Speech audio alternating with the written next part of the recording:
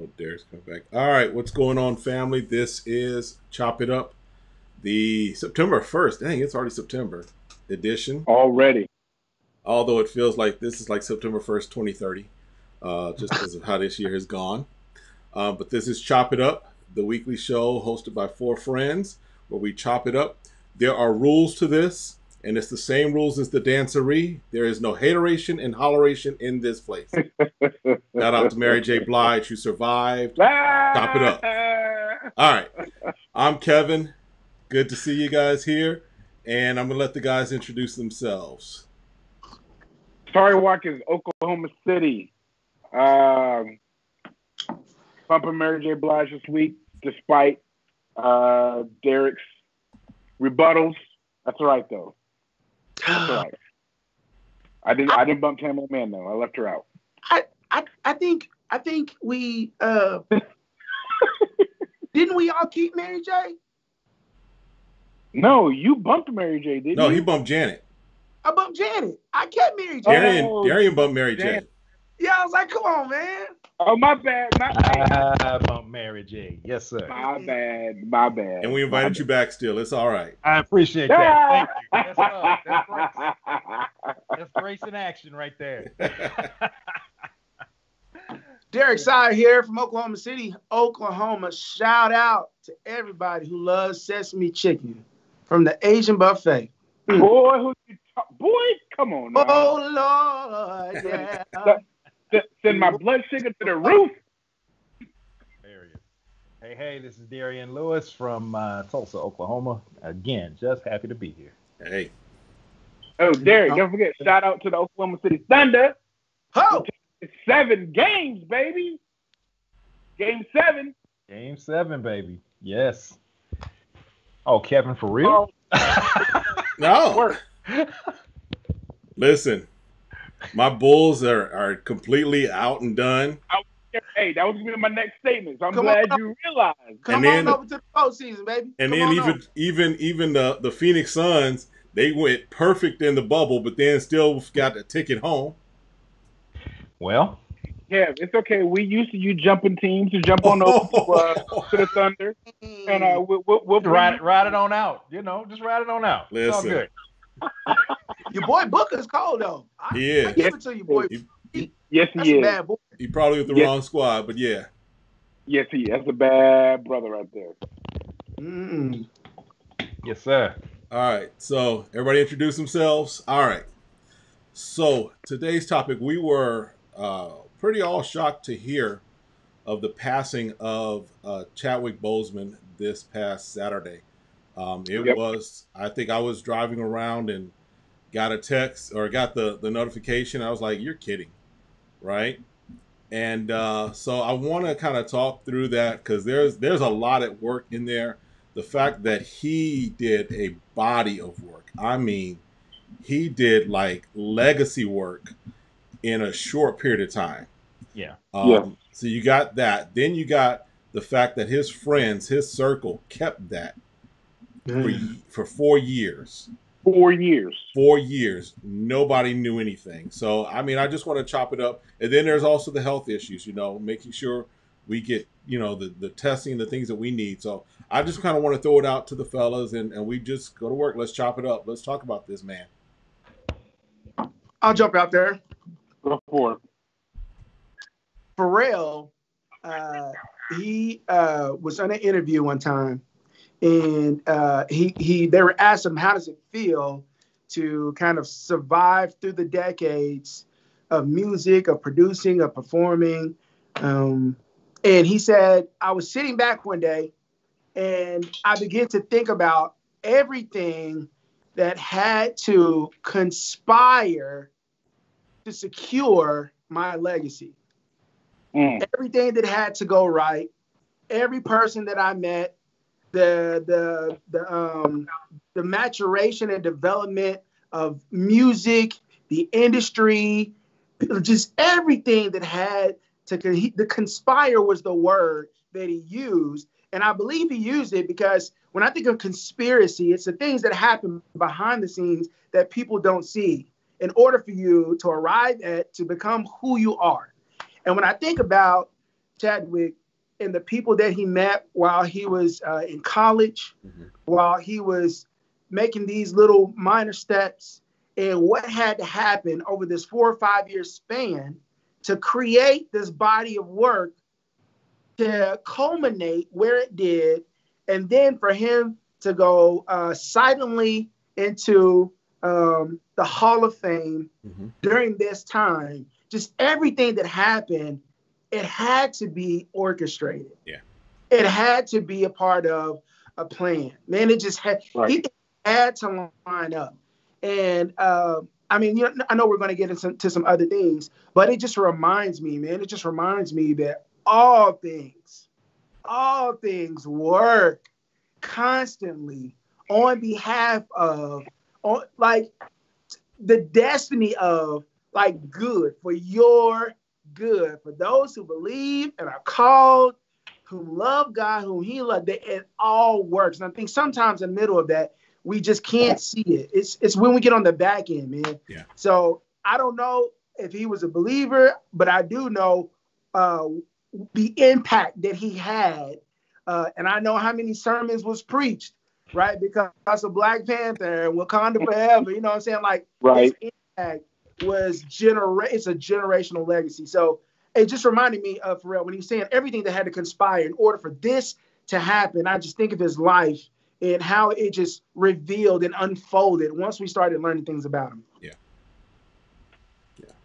Very true. Very, very true. I'll jump in next. One of the things that probably was most impressive for me, number one, the guy was talented, just ridiculously talented. But I just now that we're on this side of, you know, looking back at his life, I just imagine how hungry he had to show up at every audition. Yeah. How like he was working for his first job.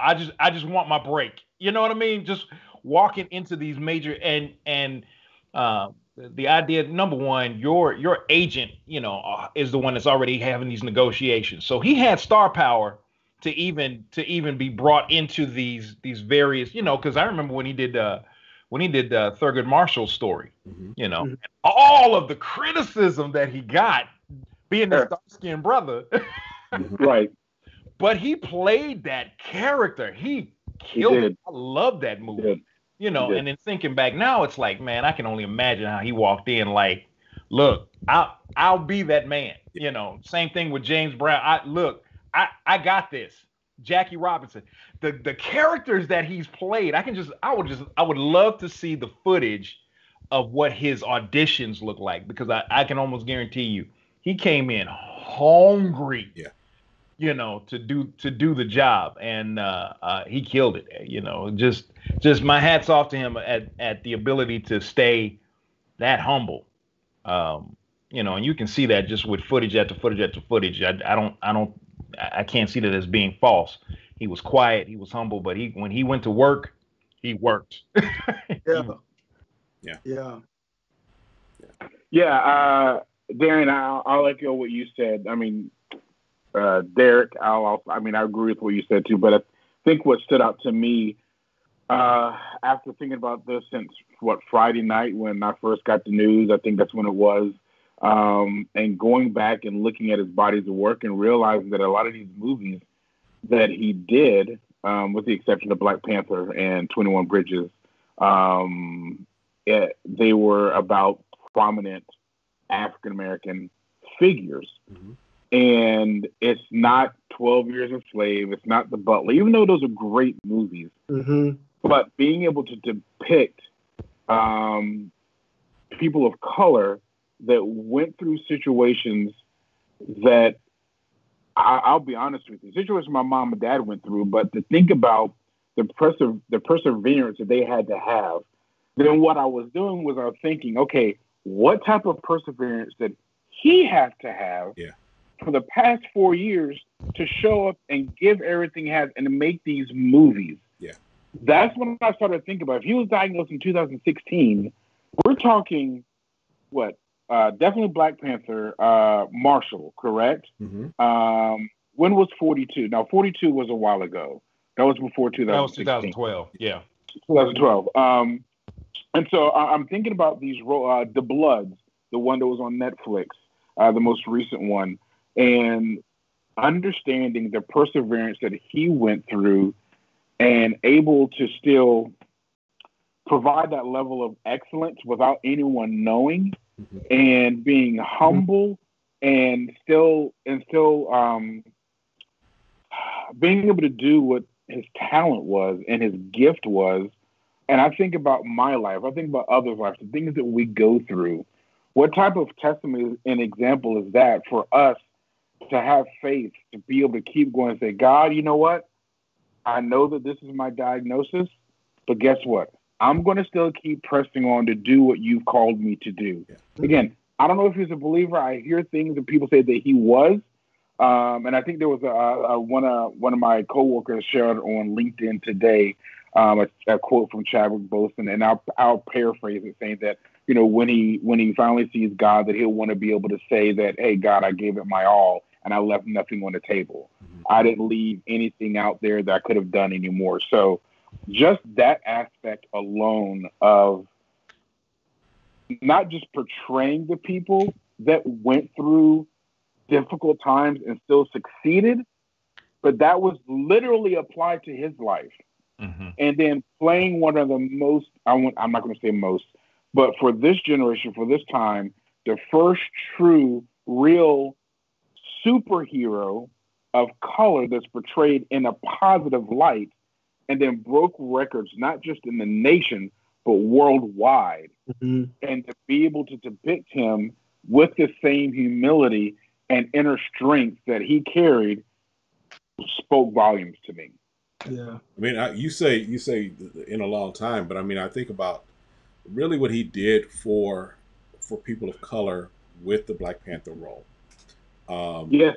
It was because, you know, we've had Meteor Man, we've had Steel, we've had Blank yeah, Man, not legit. Yeah. but I mean, just he really gave people a sense of pride. I mean, I know people that saw that movie. That was the only Marvel movie that we went and saw it first at just the regular theater, and then I was like, no, we got to see this in IMAX. So we went back, paid the extra grip to watch it in IMAX because it was an amazing movie. But also, you know, now it was back on ABC this past weekend, so I was like, I watched it again, and it was just what he brought to the role and what he brought to all of his roles. I mean, if you think about it and really look at it, he put a body of work together in a very short period of time that there are people that have been in the industry and have been working for years longer that may not have the body of work and have the accolades that he should be receiving for each of those roles. I mean, it's and I think we've touched on it. He played major when you can do James Brown, Jackie Robinson, Thurgood Marshall, and then Black Panther. Right. Those are four, and that's just four. Right. And those are all like, you know, that's iconic. Those are iconic. That's the equivalent of what Ali did for Will, right? Of what and one iconic role. Right. One iconic role. You have Denzel who had iconic roles, but I mean his role of Malcolm X was just like what really just let's really pay attention, right? But he had four iconic roles in what, 10 years, 10, 12 years, something like that? Yeah. What others would kill for to have in their entire lifetime, he was able to accomplish it in just a short period of time.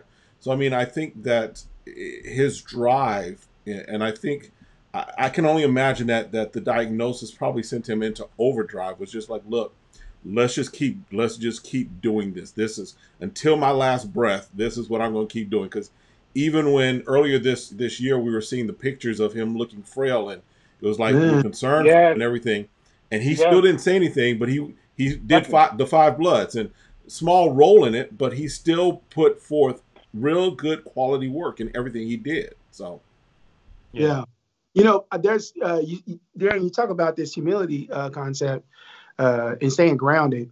I just recently saw a clip of him at the MTV Awards, and he stood up there with this popcorn thing, and he said, "You know, I'm I'm getting this award for being a superhero, but I want to take this platform, this opportunity, and I want to highlight a real hero. Right. Right. Not only does he identify the guy, but he brings him up on stage, like physically, metaphorically sharing his platform, and then gives him the award. Gives him the award, says, "This stays at your place." Yeah. You know, it's like I don't know of anybody else at an MTV award that has immediately given their award to somebody else. They may have done it, you know, off screen or behind, you know, but to relish in that accomplishment for seconds before deflecting it to the real hero, right? And I'm saying that'll preach on Sunday on Alpha services. You know what I'm saying? For people, that will. It's like we got somebody not standing on stage with the Bible as his platform, doing what we should be doing, right? So I just think about how metaphorical it is, how symbolic it is, right, for us to do that. Now, my question is, and I'm not, you know, trying to take us off track, but why is it that we always do this on the back end of someone's life? Why do we wait until we find out people are sick in order to give them the accolades they should have? Now, I don't know if we do that all the time, like say Michael Jordan, you know, but I'm saying, like, I don't know that we relish in the legacy of people before they pass away, before they get sick, or before something like that. Is that true? Am I making that up? Well, I think it depends on the person and the situation. I mean, I understand there's different people that get lifetime achievement awards. Even Denzel has been recognized, and he still with us for the things that he has done. But I think the reason that this one is different about doing it on the back end is because nobody was expecting this except for his inner circle. And so I know for me, and maybe just because we didn't talk about it. I mean, we've had conversation, you know, who's the best actor in here, who's the best, what is this person? And Derek, you know, we were at your house one time talking about, you know, is Will Smith really that good, or is Denzel? They play the same. It's like the same role and everything, but are they really good, or are they just really good at being just that one way? You know, we've had that conversation. But I think with Chadwick Boseman, I said that stuff was talked about already, but we didn't talk about it like this because guess what? The dude was still with us. But it doesn't mean that we weren't talking about him. There was a clip that I saw, and I've been watching Black Panther, Avengers, those two movies, Civil War, you know, the one where he was introduced as Black Panther, and them talking about who was going to play the role of Black Panther. From what they're saying, they only asked one person. There was no doubt they wanted him. Because in that circle, they understood who the best person was to play that role. Now, we didn't hear about any of this until, you know, the extra footage and the things that we see whenever you buy a movie. And I didn't know that until here recently when I watched that extra footage, just looking through it. But to answer your question, it has to be due because he was 43 years old, man. I mean, nobody was expecting him to go so soon, and he did get accolades, but we don't normally, and maybe it's just because that's just human, that's just life, that's just how we do it. We don't think about the works or what they do until they're already gone because we're reflecting. We're like, yo, why didn't we do this before? So I don't know. I don't think necessarily that fits with this one. Someone like a Maya Angelou, maybe, yes. Or somebody else that's a lot older that we haven't actually done all this for, but I don't know. Go ahead. I think he, in my opinion, I think he snuck up on us. I think in real, yeah. I think it was just like he did Jackie. He did 42, right? And then it was like, okay, cool. That was his first major role, if I'm not mistaken, on screen. And then he did the James Brown story, and it's like, all right, yeah, I see you. And then Marshall's like, okay. And then with Black Panther, it was just like, okay, yeah, he's that dude. So I think it wasn't that we weren't willing to give him credit before he passed. I think it was just like he was really just literally sneaking up on us and showing us that he was consistent in and out. No matter what the role, he was going to attack it, and it was going to be gold. So I think that we're looking at him now like, man, if he had another 20 years, what else could he have done? If he had more time, right, what else could he have done? So I don't think that. I think that, yeah, there are some folks that we wait until after they're gone to really give them their flowers. But I think for this guy, I think that the flower shop people were headed to the flower shop, but he passed before we could really start to give him the proper due that is for him. Mm-hmm. Well, I think the other thing with that also is look at his predecessors. By that I mean Denzel, Samuel, Will, and dare I even throw in only by timing Kevin Hart. And the reason why I know, right? But the reason why I say that, just bear with me. Bear with me. I know. The Soul Plane was it. Trust me, the whole internet is looking at me with them lips right now. It's like, how you gonna throw him in there? But the reason, you didn't throw in Forrest Whitaker, man. You at least could have thrown him in. Well, yes, I could have. Stop it, Derek. But you ain't right. I saw that. But the reason why I'm saying that is because these guys that have come before him, the guys that have hit the 20 million mark. All right, that's like benchmark for real black stardom, real black star power in Hollywood. Right. Hit that 20 million mark. Holly Berry, for that matter. Mm-hmm. You hit that 20 million mark. You've established yourself. You can walk through the door saying, I'm not even going to audition unless this is secured. You can literally do that at that stage. He was just coming into that. He was just establishing himself as a real box office draw. Like, if I see Chadwick Boseman, I'm going to see it. Doesn't matter what it is. With the rest of them, they kind of they've established themselves in that field, that range. And he was, I think, the other thing is we don't celebrate people like we do when it's final, simply because there's more expected of them. Mm-hmm. Mm-hmm. Plain and simple. We start doing these benefit concerts where like we've done for Aretha before she passed, like we did, mm-hmm. like we've done for Stevie. We're not expecting you to come out with a whole nother album. We're not expecting you to do a whole nother tour. Right. You know what I'm saying? So now that you're on the downhill slide, if you will, even career-wise, we're going to celebrate you for all that you've done. And I think he just hadn't gotten there. He hasn't gotten there yet. And I think at the end of the day, I don't know if we'll ever be able to. That's almost like having to throw a parade after every hit movie, or after. Yeah. You know what I'm saying? That's true. I heard that's true. Yeah. So it's just, that makes sense. Yeah, you just can't anticipate that, and I think that's what it's the finality of it all that really hits. Like, man, how are you this good, this quiet, and now you're not here? Yeah. Mm-hmm. Just like that. Yeah. Just you're good, you're humble, you care about others, you're suffering yourself, and here you are crying over two little boys that passed from cancer. And now you're not here. Now we can't do anything else with that. Right. Other than celebrate what you've given us up to this point. So yeah, I think it's the finality of it all that really makes us go, man, we dropped the ball on that. When we really, honestly, we just, human nature says, I expect more.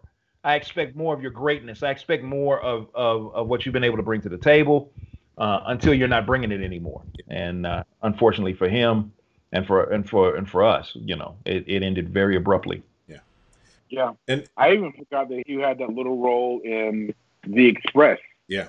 He played Floyd Little, and that was literally towards the end of the movie. I don't know if y'all have seen The Express or not. With Ernie Davis going to Syracuse and being the first African American to win the Heisman Trophy. Great movie. But I forgot he was in that at the very end. And he was young at that point, but The Express was a while ago. Yeah. It's interesting to go back and see all the things that he's been in, mm-hmm. and me forgetting that he was actually in that. Yeah. Because it was such a small role and so early on. But Yeah. That's another thing that he literally like just snuck up, and it was just like all of a sudden you're seeing him in these key roles.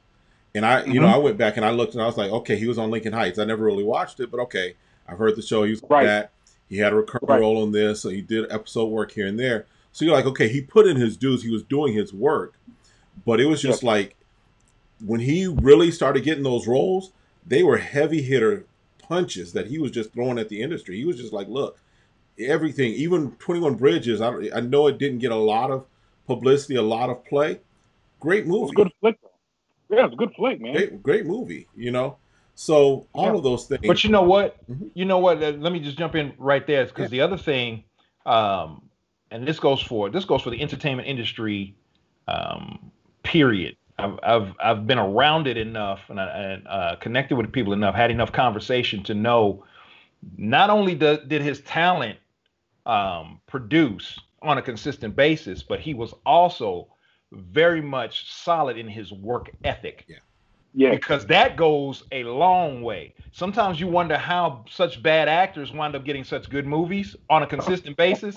Seriously, it's because of their work ethic. They show up on time. They take instruction very easily. Whatever you need, that's what they're gonna do. And so that at the end of the day, the director's gonna be like, I would rather work with this dude because I can at least kind of craft something around him versus the guy that's a great actor, but he gets on my last nerve. That's his work. So you're talking about Ben Affleck? Okay. Yeah. So his work ethic. Well, I'm thinking even of like, what's the guy's name? Jason Mitchell, who lost role after role because he was not handling business properly, right? He allowed his other issues to come into play. That's right. That's it. That work ethic goes along. It's the same thing with any other job, for that matter. That's right. Are you a good employee? I don't care if you get paid 7 figures or not. Yeah, exactly. We don't have to hire you again. This is on a case by case basis. Yep, that's right. It is. And we can always reshoot. we can always reshoot. We can always edit you out and put somebody else in. Yeah. That's the League Snyder cut. That's right. Jerry put in there that we as a Black audience do a better job at identifying excellence within each work versus waiting till the end. We can critique, but we can also give more praise when it's due. Yeah, we definitely love to critique, but we definitely have to get on that giving more praise when it's due. I think that's a great thing. That's true. So I'm looking up a couple of articles, and in 2014 they created this list of top 50, and then top 100. Oh, there we go. Yep. Black male actors. I then found the top 25 Black male actors of 2020, and half of them aren't on the top 100 list. But this goes to talk about the breadth of work, right? And so I'm looking on this list of top 100, and I'm like, yep, Red Fox, Sidney Poitier, Denzel. Like, I'm looking at these cats, but then I'm looking at top 20, which is these young cats that haven't been in there, who inevitably are going to be on the list. Mahershala Ali, Chadwick Boseman is number 2. Number 3, John Boyega. Yeah. Number 4, Sterling Brown. Yeah. Number 5, Big Lick brother, Winston Duke. Number 6, Idris Elba. These are cats that over the last 5 to 6 years have built this body of work to where you can now put them in a list of all these greats. Yeah. Right? And the only thing that's separating one from the other is time. Yeah. It's time. Yeah. Somebody said something ridiculous like, man, who's your boy? He says Eminem all the time. Who's that? What's up on that now? Come on, man. I can't think of him. He old black guy. Didn't start acting until he was 45. I'm gonna get Samuel L. Jackson. Morgan Freeman, Samuel Jackson. No, Samuel L. Jackson. Eminem is his word. Mother, that's his word. They said something like Samuel Jackson made like 80 movies. Yes. 80 movies. I was about to bring him up. Yes, sir. 80 movies. Well, 12 of them are with Marvel. No, Or is it 14? It's either 12 or 14 or 6. It's an even number, I think. But yeah. Hey, he got paid. That's insane. Here's the thing, though. Here's the thing, though. With Samuel Jackson, and I'm glad you brought him up because I was actually about to bring up he's become the template, if you will. His work ethic has become the template of how to establish yourself as a black actor in Hollywood. You literally go from project to keep working. Big role, small role, big check, little check. Keep grinding. And I think this is, just now here's the thing about Samuel L. Jackson that I don't know if you guys know, and this is sometimes I have the random trivia that just bounces around my head. But that's all right. Sometimes. Right, Derek? But one of the things I remember him saying was that every role he does something different with his hair. Every role, every character that he plays, he does something a little different with his hair because he does not want to be typecast in any way, shape, or form. He does, and so if you think about it, yes, he's got his look for the Marvel movies, but then think about him Unbreakable versus when he was in. Oh wow, yeah. So hey, well, don't forget about the Negotiator with that blonde look. That blonde redhead wannabe Malcolm X haircut. Yeah. Wow. Yep. I hadn't even thought about that. So he could easily be typecast. Yeah, but when you talk about his work ethic and the attention that he pays to the craft, that's just another way that he puts it out and says, "Look, I'm going to bring everything to this, and if I need to change up something a little as far as my look, so that you don't have the same character from the Negotiator now playing Fury, you're going to get that every time." Yeah. Here we go. Michael B. Jordan. I was going to ask you if his name was up there. Donald Glover. Daniel Kaluuya. Okay. So I'm going to jumpstart an argument here in a minute, but that's all right. Go ahead. Anthony Mackie. Michael B. Jordan's overrated. I mean, pause. I mean, no, the whole thing just. Now I'll say it with this: Friday Night Lights TV show, I loved it. The Creed movies, love it. Fruitvale Station, hey, that's probably my favorite movie with him in it, even though it's terrible. The story about it, the outcome, not the movie itself, just the outcome of Fruitvale Station. Yeah, bro, he's the same in every role to me. I'm just Black Panther. Same role. I've added the world, got a chip on the shoulder. That's every single role he's been playing. Michael B. Jordan was the guy for me for The Wire. When he was on The Wire. Oh wow. Yeah. Yeah, but he went on there for very long, though. But he was on there long enough that right, but everybody talks about him. Even season 4 and season 5, people were still watching and like, man, what happened to him in that first season? So from there, he always played. He's always been like, okay, he's got something there. Now, overlooking the Fantastic Four movie because nobody, I don't count that one. That shouldn't have even happened. Yeah. No, I get it. The movie was bad, but if you look at his acting, yeah, that's what I'm saying. He still pulls out good quality stuff. Now, I'm sorry. Killmonger, part of it was the character, but also part of it was him. Killmonger is the first Marvel villain and the only Marvel villain that I will ever probably root for. I'm still looking for a way that they need to bring Killmonger back and bring Michael B. Jordan back into the fold on that one. Sorry. I'm gonna figure it out. I watched it again and was like, I agree that with Killmonger. Killmonger's my dude. I take that back because I forgot about Just Mercy. I forgot about that movie. Yeah. That was... So you need to repent for your falsehood. Hey. Yeah, and Sherry says, stop being messy. Me? Okay, so I'm going to be messy, but Derek is the one up here doing this with Forrest Whitaker. I'm going to get called out for being messy. Come on, Sherry. Come on now. I know you're my sister. Hey. She's defending the eye candy, brother. Hey, you know what? Claudia is the same way. I can't talk about Michael B. Jordan or Denzel or Idris Elba. I looked at her. I said, "Baby, I noticed a theme with these actors that you like. Just telling me something." I'm like, yeah, you know, but I think about all these actors, man, and I, you know, it's almost it's not the Kobe legacy, you know, where they're finished with their career and then you get a chance to reflect and celebrate. Right. You know, this man was cut down in his prime. Now, dare I say, in his prime. No, you look at an actor, you're right. Yeah. Yeah. I think you look. We don't know. He might not have been in his prime yet, Derek. We just don't know. That's what I mean. Dare I say? That's what I was like. Yeah. I don't know. His every role that he took after that could have sucked.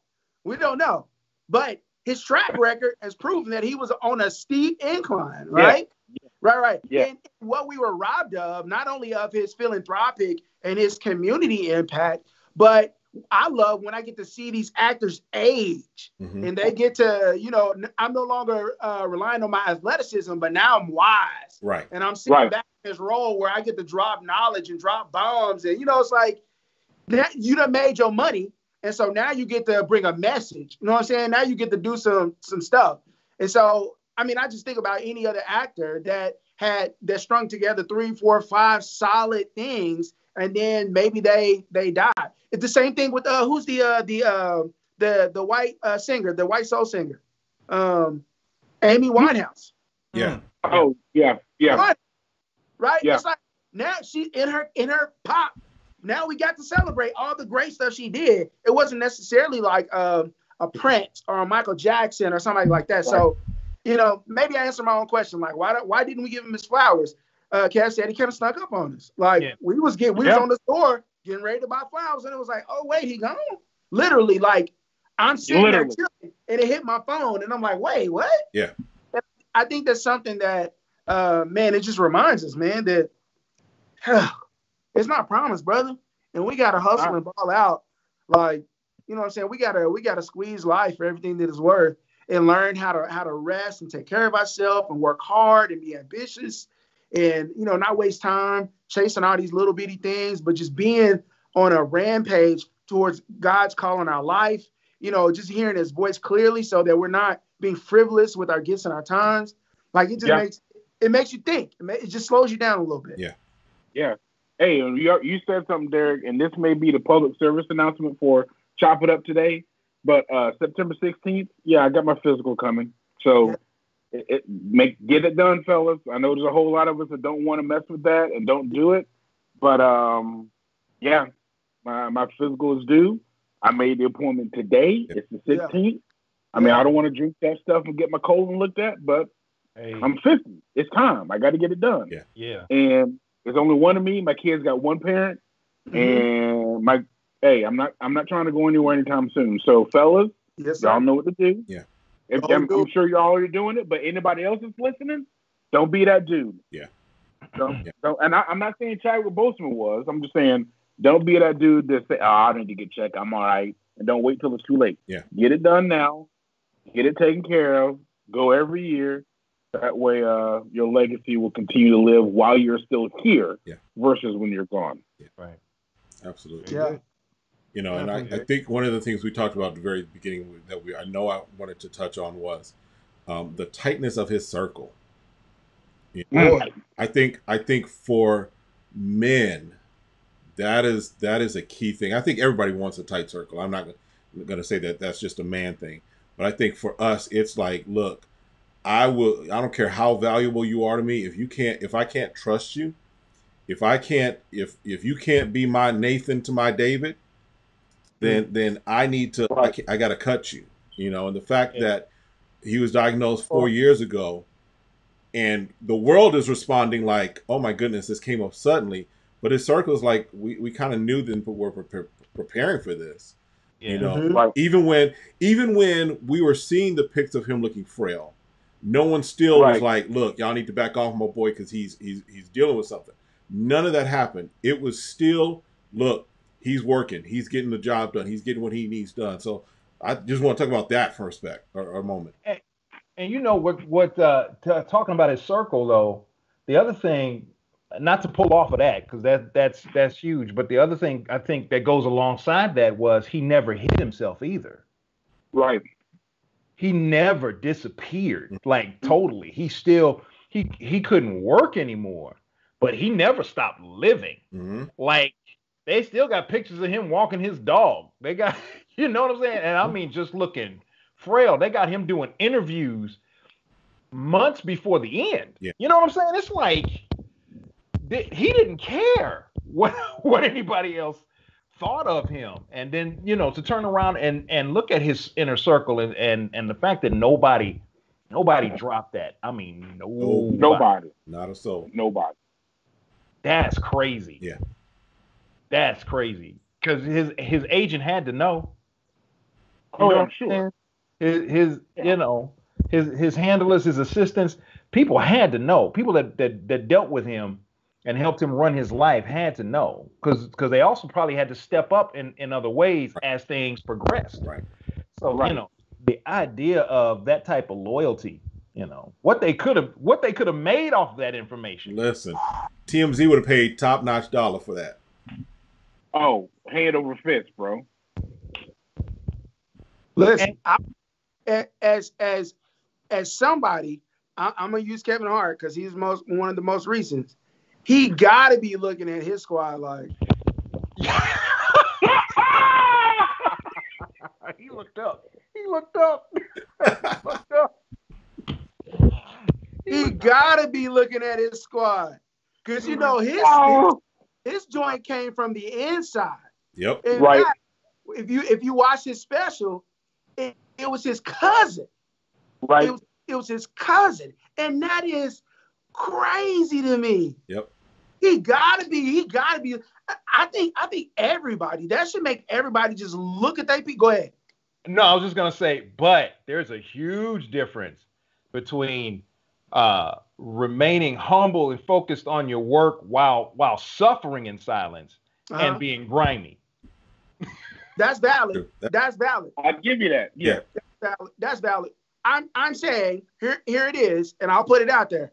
Regardless, right? The hope is that I got a squad.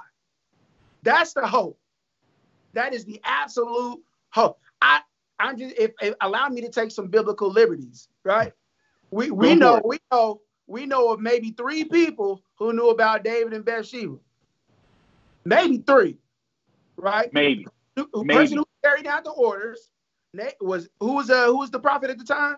Nathan. Who? Nathan. Nathan? Oh, my bad. Oops, yeah. My bad. And maybe somebody who was letting Bathsheba in and out the house. I don't know. But I'm just saying David had a squad. He had a squad, right? I'm just saying everybody wants somebody. He can wave his finger and have somebody killed. So I mean, right. You know, they just nod like, yeah. Everybody want a squad. Right. And let's clarify, because I want a squad that's going to cover me, not necessarily cover up for me, right? But I want a squad that, listen, there's stuff that Darian knows about me and I know about Darian that none of y'all will know. There's stuff I know about Tori. Like it's going to the grave for real. It's going to the grave for real. And that's the way it should be. Right. And I think that's what every man, every person really, but every man especially, we need those places that we can say, look, this is what I'm dealing with. This is what I'm wrestling with. This is what's going on. And be able to listen, give you advice, or just be like, look, man, I got you. And then that's the end of it. You don't hear about it from anybody else. Right. Outside of who you told. Right. Keep that on lock. You can get that squad. Jerry said God had to tell Nathan. It's not that hard. That's the truth. God was one who was like, that's the truth. David didn't deny it. Hey, God is a snitch, bro. You didn't know that? He denied it. David was well, he couldn't deny it the way Nathan set him up. Right. He gave him a whole scenario, and David went off the chain. Oh, I'm taking his head myself. He must have died. Can we just David must have been so caught up in it that he couldn't see how we going down this pathway. I'm telling you, because you and I, if there's somebody that tries to give us a scenario that even sounds remotely like what we know about, Grace. Listen, I don't know, but know David was like, yeah. Hey. And then Nathan goes, "Thou art the man. You the man." It's you, homie. He was like, okay. David, like you set our kids up, bro. That's the way that happened. If I'd have been David, I'd be like, man, he might be going through some stuff. Like, you don't know. you don't know his story, man. Like, let's just ask him before we cast judgment. You know, the Bible says we're not. I don't know, man. Nathan, calm down. You jumping to conclusions, man. Hold up. Wait a minute. But do we know the real story, Nathan? Right. Were you there? Two sides to every story. Were you there? That what you said? What Bathsheba doing? What she do? She's supposed to be inside. Why she on the rooftop? Where her man at? It takes two to tango, Nathan. I'm just saying. I mean. Oh man. Yeah. Everybody want a squad though. Everybody. But here's the thing. I want a squad. I mean, I got a squad. We supposed to. You know, it's not that hard to get a squad though, because no, I'm not saying it's going to be quick and easy. Right. But I test folks. People say, "You test folks?" I said, "I sure do. I'll put something out there that ain't true, and I'm going to see if I hear from somebody else." But you know what? I've done that. And I bet you, the people that you've done that to, though, you already had an inkling that they weren't trustworthy. Yeah. Which is why I did it. You know what I'm saying? Oh no, I've done it to both people that I don't know. The people are like, okay, maybe, but I've changed. It's not the same scenario. It's a different thing for each one. Yeah. So Amy and I, we tested folks that way, and then if the word came back, we're like, okay, yeah, we know that person is not trustworthy. There's been a few. When I mean a few, I can count on one hand of ones that passed that test, and those are the ones right now that I confide in. Mm-hmm. And that's what we have to do. There's nothing wrong with that. Because, that's just shady and stinky. When it comes to me and protecting mine and making sure that there's that squad, I have to be able to do that. Because if I can't trust you, then I'm not going to confide in you. That's just the way it works. Yeah. Especially when it has no impact on anyone else, right? Right. You know, for example, like I know my wife and I, she got a little mad at me sometimes because when I was in Oklahoma at the church we were serving, because of my role with Bishop, there were things that I knew sometimes that was happening in the church that I couldn't share with her. Right. And it wasn't that I was trying to hide it from her. It was just I had to protect that relationship and protect that information. Right. And it didn't have impact on her. And then she finds out from her leader and she finds out and I'm like, yeah, I knew that. And she's like, well, why are you? Because I couldn't say anything. Because I had to protect what I had, right? Right. Mm-hmm. Right. No, that'll get you that'll get you caught up with them spouses real quick. Yeah. But it's quick. But it really is the matter of fact, I learned that from your scenario, Kevin. I really did learn that man, you just don't share everything with even with your spouses. There are just some scenarios that has nothing to do with them. Right. Has absolutely nothing to do with them and has everything to do with the information that you were given and why you were privy to that information. Right. Man, there's so much stuff. I feel like I could write a book. I'm serious. There's so much stuff, man, that would just make folks' jaws drop. You know. And at the end of the day, all of that stuff is going to go to the grave with me simply because they confided in me or it was someone else that couldn't carry the weight of the information. Right. Yeah. And so I got to cover them as well as the scenario they laid out to me. Yes. Mm-hmm. They may not have even been necessarily all that right or all that upright when it comes to the information that they were withholding. They just couldn't hold it. They had to tell somebody. It was just too heavy for them or whatever. But then they come to me, which means, okay, now it's my responsibility to make sure this goes nowhere else. Right. Not even in pillow talk. Girl, guess what? Nope. Can't do it. Can't do it. Yeah. Yeah. And I can imagine how a stage 4 or maybe a progressive cancer, how heavy that might have been. Yeah. And sometimes, and you all can attest to this, maybe with our spouses or even with our friends. If you guys have been discussing a scenario and you look across the room and you make eye contact with somebody, and before you even say anything, you got somebody that's carrying that weight with you. Like, how cool is that to not have to explain what I'm going through mentally, emotionally, physically, spiritually, to come to your agent, and your agents just know. You just know. Come to your wife, your friends, whoever knew, and they just know. Yeah. And you ain't got to explain it and preface it and front load it and debrief it and talk about the impact. Like, they just know. Yeah. And I think that's the value of that circle, man. I mean, I can imagine what my guy was going through. In fact, I don't want to know. I don't want to experience it. I don't want to have nothing. He can have that story all to himself. But I'm talking about the tightness of that circle and sharing that weight. I think is valuable. Yeah. Can we talk about somebody else's circle in that as well? Yeah. His wife. Go for it. Yeah. Yeah. His wife's circle. Yeah. Now, she may not have gone to too many people. I wouldn't expect her to, but I don't know how you're married and walking through that and not have watching him and not have somebody to be able to go to and just weep. Yeah. You know what I'm saying? Yeah. It's like, it's just to me, human nature would say, okay, my job. Uh-oh. Everybody good? Mom. All right. You're here. So if my job is to stay as strong as possible with you, point, I don't need somebody to go down and plane and not have to worry about the fact that they're gonna run to TMZ or they're gonna, do an anonymous whatever and cash a $15,000, $20,000, $30,000, $50,000 check just off that tip. Yeah. You know what I'm saying? So yeah, shout out to her people as well as his, man. That whole camp just kept it down. They locked it down, man. They circled the wagons and said, we are truly going to be ride or die. Yeah. Yeah. I like that. Yeah. And then about, not to like stretch it out, but sometimes I think the story gets so far away that it like if I'm dealing with it and I gotta share it with Darian, and Darian is like, man, that's heavy. I gotta share it with Tari. Tari's like, oh, I hear you.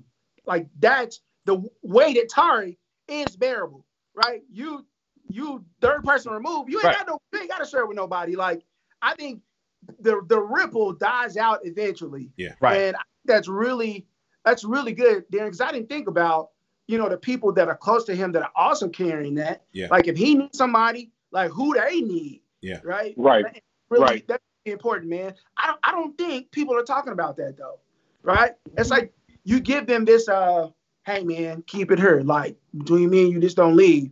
And then you drop it on them, and it's like, ooh. That's a burden, man. That's a huge responsibility. Yeah. And that talks to the how selective you have to be with that circle. Yeah. Because you have to weigh, well, are these people going to be able to handle what I lay on them? Yeah. Because if they can't, I mean, they may be great people. And guess what? They may not tell a soul, but are they able to handle that weight of that information and be able to be constructive in their life without it being detrimental to them? Yeah. That's a whole other thing we have to think about when, as Derek says, talking about our squad. Yeah. That's huge. So you have to be selective for sure. And it takes prayer. And you got to listen to God. You got to say, God, hey, I remember Amy and I prayed a prayer years ago, Kevin, you may remember this, that I said, okay, God, the people ain't supposed to be in my life, remove them. And we got pissed a couple of times. We're like, hey, man, what you doing? We like that one. They're like, yeah, exactly. Yeah. And you're like, yo, I'm like, okay, all right, fine. Then later down the road, we realized, we're like, okay, that makes sense. Yeah. That it's not that they were bad people, but they wouldn't have been able to handle some of that weight that we may have had to lay on them. Right. So that's another thing to think about. Yeah, definitely. All right, real quick, because we coming up on the hour. So real quick, just to All right. throw it out there. So with Boseman playing with Chadwick gone, playing back Black Panther. Uh-oh. Now, I know the comics, so I know kind of how it works in the comics. Do we replace him as far as another T'Challa? Or do we pass the mantle to Shuri? And then maybe someone else comes up in the kingdom using the Infinity Stone, bring back Killmonger? That's my vote right there. Or what? What do we do? Shuri. I think, yeah, that's my vote, Darren. Shuri. Passing it down to Shuri. I mean, because here's the thing, and Kev, you understand because you know the comics. There was a couple of guys that I go to work with, and they were upset because Claw is the nemesis of Black Panther, and they were upset because they were expecting Claw to be the big villain. But I'm like, wait a minute, that was his dad's villain. That was his dad's nemesis. That was it wasn't his. It was him. It was Killmonger. Right. So it's okay not to take it all the way back to 1960. The story has to progress, and I think that's one great thing that Marvel has done. With the Marvel Cinematic Universe, I would say, is that not necessarily going by the comics and that blueprint, right, and having some type of artistic liberty. I think them passing it down to someone else versus making someone else Black Panther and keeping that same role of King T'Challa. No, I think passing it down will work. Would be a lot better. That's just my vote. I know they definitely try to use the comic books as a spine. Right. Yeah, they don't. Exactly. They do try to use those storylines as a guide map at least. But man, I would love to see them retire T'Challa. Yep. Out of respect and honor for what Chadwick Boseman did. Number one, to me, that would meant that role. Like, yeah, it would bring an impact to Black Panther even bigger than what it's already had. Right. Okay. Mm-hmm. Number one. But then if you pass it now in the kingdom, it would automatically go to Shuri. If you actually do that, first of all, you've got a female, yes, Black, yes, Marvel lead super hit. Oh, I would love for them to go there.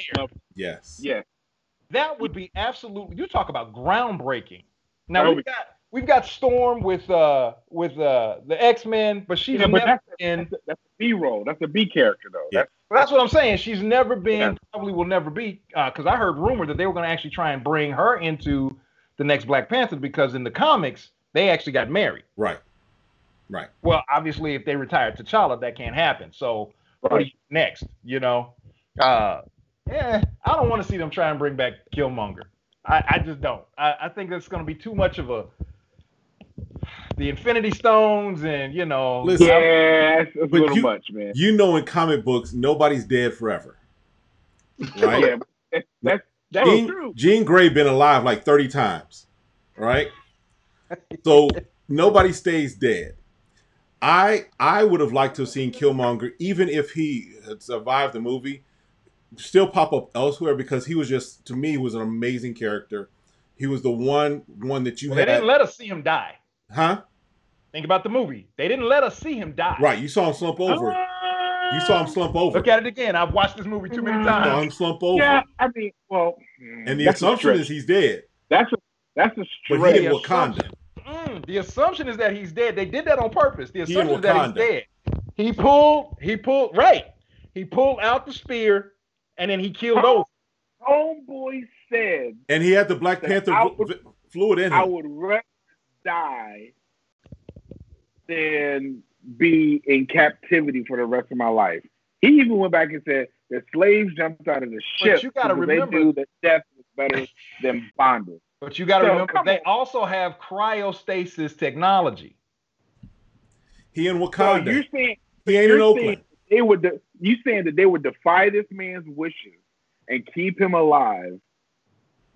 He's a prince of Wakanda. He's a traitor. If they can do the same thing, hold on, think about it for a second, because there's a reason why the Winter Soldier was in Wakanda. Remember? Yeah, They cryo froze him till the technology could figure out how to change what was in his brain. Oh, they could easily bring back Killmonger. They could easily bring him back. I get it. I don't know if I want to see that or not. That's just me. I don't know if I want to see that. I am a fan of Killmonger. I don't want it. I want Killmonger. Okay, well, if we bring back Killmonger, can it be somebody other than Michael B. Jordan? No. No. You might as well get another T'Challa if that's the case. Now, you know who I would like to see join the MCU, who I think is a star that is rising, is Denzel Washington's son. Oh, yeah. I like him a lot, man. That dude. Tenet just dropped too. I'm about to watch. But as what? We'll find something for him. Even if you make him the long lost brother of the illegitimate brother of T'Challa or something, there's ways to figure that out. But I think he's one that, looking at where he started, because he was on, what was it, Ballers? Mm-hmm. He was on Ballers, yeah. But now he's getting these roles, and it's like, okay, he's starting to put together a nice body of work as well. That it's like, okay, let's see where he goes, because he's got some chops too. Yeah, he's definitely making a name for himself outside of his dad. Yes, you can see his dad in him though, right? Especially in Black Klansman. There was a couple of times I'm like, yo, that was your daddy, bro. Yeah. but he's got the chops though, man. He really does. I like him a lot. Yeah. All right, fellas, we are at our hour. I don't hold up, Derek. I know you got something you've been studying over there. I do. Can I go over in 2014 just to show you what time does? In 2014, the top 15 Black male actors. Okay. IMDb, this is their list. Number 1. Well, I'll count down from 15. Make it more dramatic. 15. David Oyelowo. He played Martin Luther King. Okay. Yeah. He was also in the Planet of the Apes movie. Yeah. Michael Clark Duncan at 14. Number 13, James Earl Jones. Number 12, Jamie Foxx. Now, wait a minute. When was this list created? 2014. 6 years ago. Okay. Jamie Foxx. And they're posting their most recent film. For his, it was Ray. Yeah.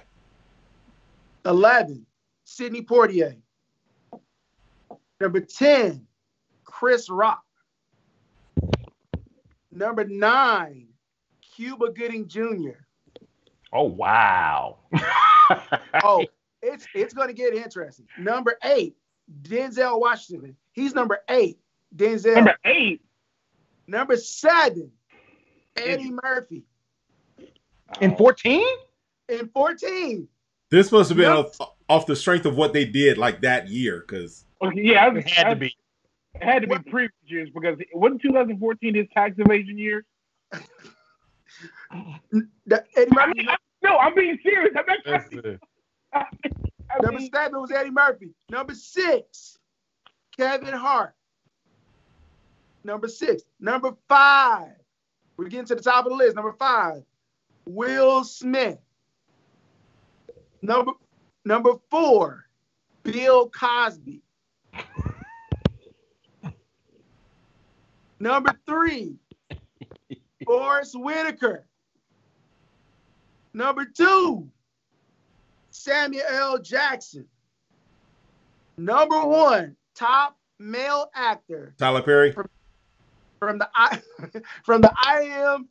IMDb list in 2014, Morgan Freeman. Okay, what was the criteria? Wait, where was Denzel? Denzel wasn't on the list? No, he was like 9 or 10. Hey, yeah. Number 8. That's right. He was way down there. This had to be of all time? Is that what they were doing? It was up until 2014. Wow. It wasn't based on the year. Freeman. Wow. Morgan Freeman. Hey, Joe. Joe, you just got your Morgan Freeman. Like gross, like what they've made, or just it's number of films, gross, box office makings. I know awards. They probably mixed all of them. The awards. Yeah. Funny. Because IMDb, right? They're doing the thing. Number 16, wasn't Kevin Hart above Denzel Washington though? He was. Okay, just for that reason alone, that list is trash. I'm sorry. That list is trash, man. Okay, wait. Because it gets interesting. 16, Ice Cube. 17, Terrence Howard. 18, Don Cheadle. 19, Jeffrey Wright, who is one of my favorite actors. Oh, wow. Dude, I love Jeffrey Wright, yeah. man. Yeah. Giancarlo Esposito. Yeah. Paul Robeson. 22, Billy D. Williams. 23, Michael Ealy. 24. Oh, wow. 24, Tyler Perry. 25, Delroy Lindo, who is another one of my favorite actors. Oh, I like that. Yeah, I like him, man. 25, Lawrence Fishburne. Yeah, that list. 25? That list. 25, bro. 26. He wasn't working. He wasn't working around that time. He had to be laying low around that time, man. That list is trash. Fishburne? Man. 27, Sammy Davis. 14? 28, Anthony Mackie. Well, Anthony Mackie back then wasn't really doing much. 29, this is where I go and shoot myself in the face. 29, Tracy Morgan. Number 30, Tyler James Williams. That IMDb's list is Derek. We've had this conversation at your house before. IMDb's lists are trash. I go to them for movies. I go to them for reviews and trailers. But as far as their list, their list is trash, bro. That's true. IMDb, they've got another set of criteria. They just ain't telling us. Right. Right. No, they got this big old board with names on them. They just throw darts at it. Then that's how they pick. That's exactly what they do. I found another list, some crossover, but Mekhi Phifer, Wesley Snipes, Danny Glover were in the top 10. What year was that? 1972. 72. That was 2015. Oh, wow. Yeah. All right, so we're giving our accolades to those that deserve it. Chadwick is definitely deserving of the accolades. He will definitely be missed, but definitely his legacy lives on. I appreciate you guys. Great conversation today. Let's give flowers to those that deserve them, even before they pass away. All right. Definitely. So, any last thoughts, real quick, guys? Real quick shout out. This is completely off the subject, but I'm doing a 30-day challenge, 30 days of gratitude. Yeah. I'm on Facebook, Twitter, Instagram, and Snapchat. Every day I'm just doing another focus of what to be grateful for. So definitely join me. Absolutely. Got it. Absolutely. Yep. All right. Well, look, guys, it's been a great time. We'll see you guys again next Tuesday here on Chop It Up. Be blessed. Have a great one. Y'all be good.